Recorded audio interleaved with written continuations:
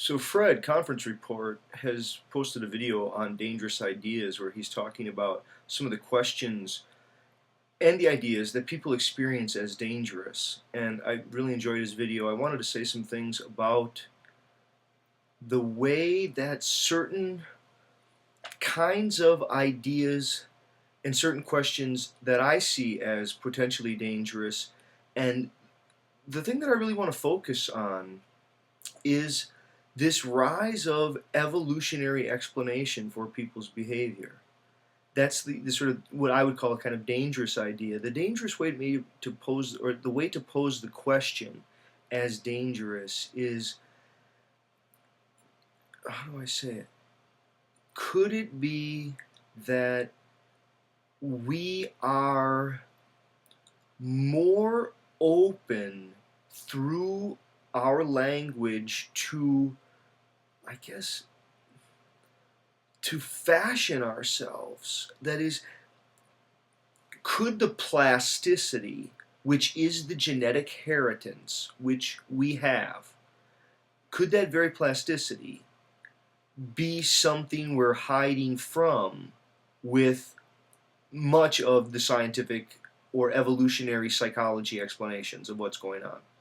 I'm going to go to a really solid, hard case. I guess I don't have it here. Marianne Wolf's book, Proust and the Squid. What they have discovered, the latest neurophysiologists in doing work on reading, in particular, the actual neurophysiology that's involved in learning to read, is that you have genes that are for the natural acquisition of language and speech. They have found no, and please, people, correct me. She could be wrong, I could be wrong. There seems to be no genetic hardwiring. There's no genes for the acquisition of literacy. In fact, literacy is a rare achievement. It's a precarious event. It's something that could easily be lost in a couple of generations. Well, your eyes have genes that are hardwired for distant object recognition. Those have to get rerouted and sort of circuited for learning how to read. That is, you take visual recognition genetic and neuronal hardwiring, and you have to train it and culturally discipline it into something that you could argue is not natural. Now, are we going to suggest that because there is no genetic capacity for literacy, we should not be literate?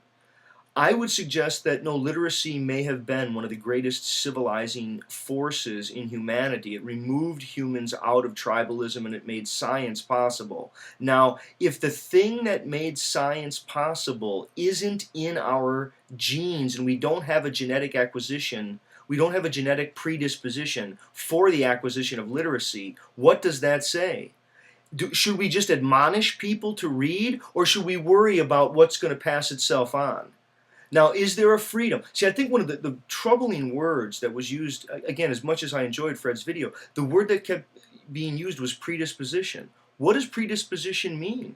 Now, we have a predisposition to speak. We don't have any. We have no predisposition to literacy. And I think we can see it, how difficult learning to read is, how many different forms of reading disability there are. I mean, there isn't just one form of dyslexia. I mean, dyslexia is sort of a misnomer. It's part of her work, right? There's many different writing systems. There's many different cognitive difficulties, and there is this genetic hardwiring issue. What should we do about the problem of reading?